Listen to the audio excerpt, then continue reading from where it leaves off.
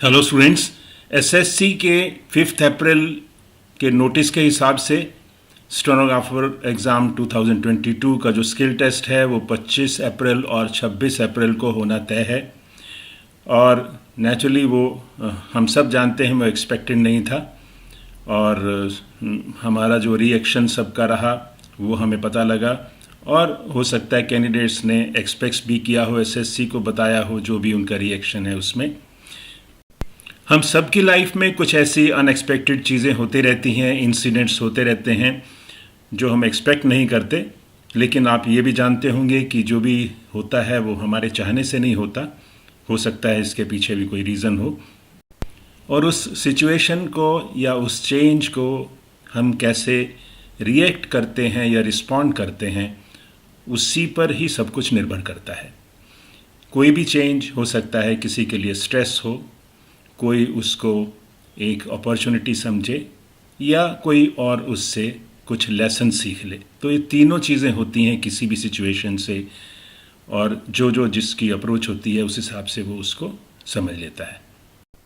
उस अनाउंसमेंट के बाद, उस नोटिस के बाद रिएक्शन कहें तो रिएक्ट जो सब ने किया वो हम सब जानते हैं। बट अब हमें जो हमें कहना था एसएससी को कह दिया।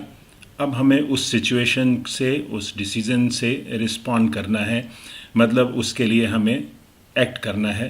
तो हम हो सके तो हम स्ट्रेस ये दूर कर दें कि ये क्यों हुआ।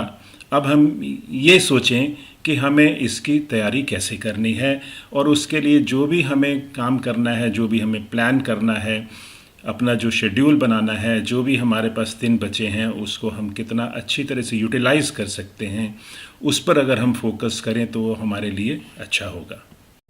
इसमें कोई शक नहीं कि स्टूडेंट्स को इनकन्वीनियंस होगी, दोबारा उनको सब तैयारी करनी पड़ेगी। फिर टेस्ट के लिए उनको हो सकता है दूर तक ट्रैवल करना पड़े या अमाउंट भी खर्च करना पड़े, वो सारी चीज़ें दोबारा होंगी। और ये ऐसी हैं कि हमें दिल पर पत्थर रख के करनी ही है, क्योंकि अपॉर्चुनिटी हमारे लिए है, उसको हम अवेल करना चाहते हैं, तो हमें उसको पॉजिटिवली लेकर आगे बढ़ना है। मेरे पास ऐसी भी कुछ कमेंट्स आए जहां कुछ कैंडिडेट जो हैं हॉस्पिटलाइज्ड हैं। आप इमेजिन कर सकते हैं उस सिचुएशन में जो हॉस्पिटलाइज्ड हैं उनको ये नोटिस मिला कि दोबारा टेस्ट होगा, और वो इस सिचुएशन में भी नहीं हैं कि तैयारी कर सकें। तो शायद किसी ने वो कमेंट्स देखे भी होंगे। वो और भी स्ट्रेस को बढ़ा देता है। लेकिन जो भी करने लायक हैं, जो भी कर सकते हैं, वो सिचुएशन को थोड़ा सा समझें और दोबारा जो उनको हिम्मत करनी है, जो उनको उस पर हार्ड वर्क करना है, उसको फिर से शुरू कर दें। एज ए स्टेनोग्राफी स्टूडेंट, क्योंकि आपको जॉब लेनी है, आप कई टेस्ट के लिए तैयारी करते रहते होंगे। मन को समझाने के लिए इतना कहा जा सकता है कि हम एसएससी का नहीं, कोई और टेस्ट आ गया है उसके लिए एफर्ट्स कर रहे हैं। तो ये एक और तरीका है सोचने का और आगे बढ़ने का, जिसको हम पॉजिटिव सोच कह सकते हैं। ये नोटिस और ये जो चेंज है, ये हमें एक और चीज़ भी सिखाता है कि चीज़ें कभी भी बदल सकती हैं, और हमें उससे ये लेसन लेना चाहिए कि मैंने पहले भी कई वीडियो में कहा कि हमें एक सोर्स ऑफ रिक्रूटमेंट पर डिपेंड नहीं करना। एसएससी अगर स्लो चल रही है, एसएससी अगर कुछ कर रही है, तो हमें ऐसा नहीं करना कि उसके हिसाब से हम अपनी तैयारी करें। एज ए जॉब सीकर कह लीजिए, एज ए स्टूडेंट कह लीजिए, आपको हमेशा अगर आपने इसमें कैरियर लेना है तो इसको जितना डेवलप करते रहेंगे, जितना ग्रो करते रहेंगे, उतना आपके लिए फ़ायदेमंद होगा। तो इसमें एक ये लेसन ये है कि हमें एक सोर्स पर डिपेंड नहीं करना, और दूसरा लेसन ये है कि चीज़ें कोई भी कभी भी बदल सकती हैं, और जब तक कोई चीज़ फाइनल ना हो तब तक उसके बारे में कुछ नहीं कहा जा सकता। हालांकि कैंडिडेट्स उम्मीद कर रहे थे कि फॉर्म भरना है, हमें फॉर्म के लिए बताइए ये वो, लेकिन जब तक हर चीज़ का एक स्टेप होता है, एक चीज़ फाइनल होती है फिर दूसरी स्टेप आती है, तो आप नहीं जानते कि कौन सी स्टेप कहाँ पर कब कंप्लीट होगी। तो ये एक लेसन है। आपने अभी लाइफ बहुत लंबी है, आपकी कई चीज़ें सीखनी है, और ये आप एक्सपीरियंस करेंगे कि चीज़ें हमारे हिसाब से नहीं होती, चीज़ें होती हैं जैसे उनको होना है। एग्ज़ाम को रिकंडक्ट करने का जो डिसीज़न है ये कईयों के लिए एक बहुत अच्छी अपॉर्चुनिटी भी होगा।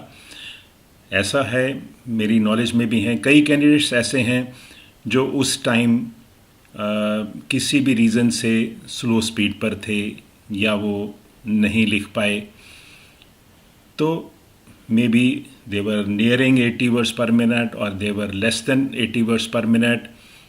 तो उनको ये मौका मिला है कि अब वो अपनी स्पीड को मेकअप करके 80 या 80 क्रॉस करके या अपनी परफॉर्मेंस को इम्प्रूव करके इस बार जो अपॉर्चुनिटी मिली है उसमें वो अवेल कर लें। हालांकि उन्होंने ये कभी सोचा भी नहीं होगा कि हम एक बार टेस्ट में फेल हो गए, हमें दूसरी अपॉर्चुनिटी मिलेगी।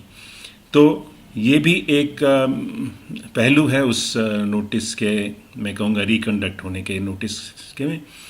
तो ये एक अपॉर्चुनिटी भी होगा कईयों के लिए। तो हर सिचुएशन जो आती है उसमें तरह तरह के रिएक्शंस होते हैं, तरह तरह के आउटकम्स होते हैं, आप सब जानते हैं।